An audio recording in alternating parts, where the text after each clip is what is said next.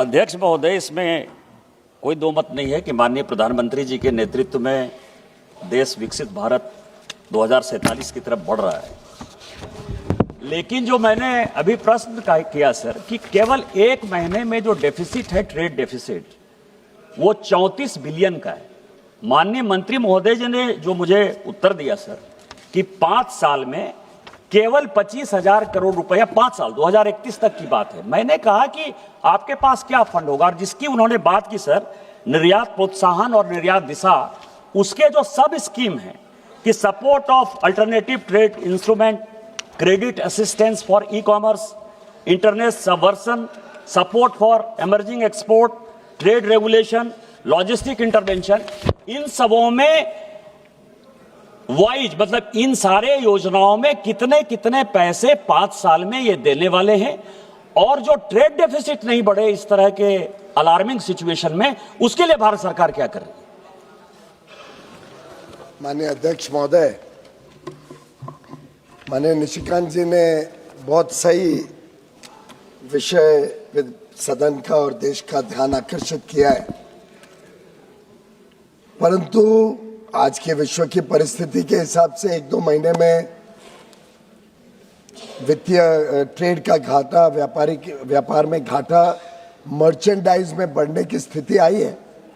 लेकिन साथ ही साथ ध्यान में रखना होगा कि हमारा देश सिर्फ मर्चेंडाइज एक्सपोर्टर नहीं है। हमारे देश की जो काबिलियत है, हमारे देश में जो अलग अलग प्रकार के उद्योग और जो कौशल है देश का, उसमें सर्विसेज सेक्टर में भी हमने बहुत बढ़त की है। और माननीय निशिकांत जी को खुशी होगी, मैं आपके माध्यम से बताना चाहूँगा, पूरे देश को, सदन को खुशी होगी कि सर्विसेज एक्सपोर्ट में अमूलचूल बढ़त भारत ने पिछले 3 वर्षों 4 वर्षों में की है। उसके तहत अगर आप देखें, मर्चेंडाइज और सर्विस दोनों को जोड़ के जब हम देखते हैं, तो जो ट्रेड डेफिसिट है वो साधारणतः 1.25% जीडीपी का हर वर्ष रहा है। बीच में तो सरप्लस में भी हम आ गए थे 4 साल पहले। ऐसी परिस्थिति में हमने सिर्फ एक आंकड़ा देखने के बदले व्यापक रूप से निर्यात कैसे होगा, किन चीजों में कंपेटिटिव एडवांटेज है, यानी विश्व के सब देशों के सामने हमारी स्पर्धा में खड़े रहने में कैसी चीजें हैं, कौन से वो वस्तु हैं, कौन सी वो सेवाएं हैं जिसमें हम स्पर्धा में आगे जा सकते हैं। हमारा ध्यान उस पे आकर्षित है।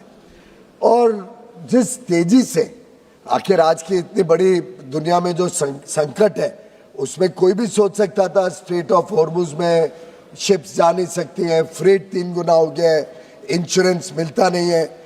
इस सब के बावजूद पिछले महीने फरवरी तक हमारा ट्रेड गुड्स का भी, सर्विसेज तो चलो शिप से नहीं जानी है, सर्विसेज में तो हर महीने बढ़त हो रही है, लेकिन गुड्स भी फरवरी तक फ्लैट है, घटा नहीं है। मार्च में भी लगभग मंथ के एंड तक, पहले हफ्ते में थोड़ी कमजोरी दिखी, दूसरे हफ्ते में पॉजिटिव हो गया, और मार्च के एंड तक हम फिर एक बार मेंटेन कर लेंगे भारत का एक्सपोर्ट।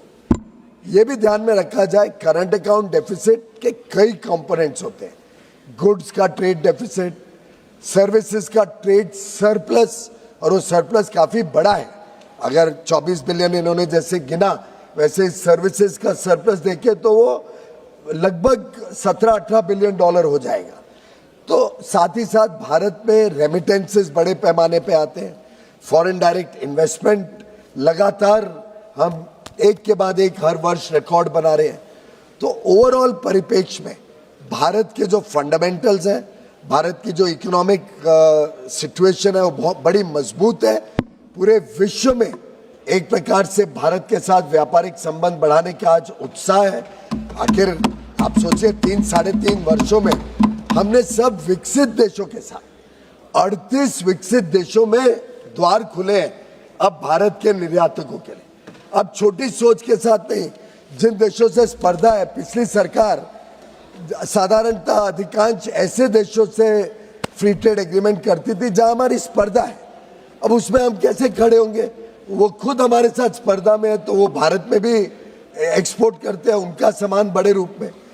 पर जिस देश की पर कैपिटा इनकम समझो $90,000 है, किस देश की पर कैपिटा इनकम $2 लाख है, वो हमारे देश के साथ क्या स्पर्धा में खड़े होंगे। उसके सामने जब भारत निर्यात अब निकलेगा, जैसे जैसे एक एक फ्री ट्रेड एग्रीमेंट ऑपरेशनलाइज होगा, यूके का तो हम कोशिश कर रहे हैं अगले महीने ही हो जाए, ऐसे एक एक एग्रीमेंट जब ऑपरेशनलाइज होगा, भारत के लिए अपार संभावनाएं है। भारत के मछुआरों के लिए, भारत के किसानों के लिए, भारत के छोटे सूक्ष्म लघु उद्योग के लिए, नए निर्यातकों के लिए, नए प्रोडक्ट्स और नए सर्विसेज के लिए नई मार्केट्स खुलेंगी बड़े रूप में।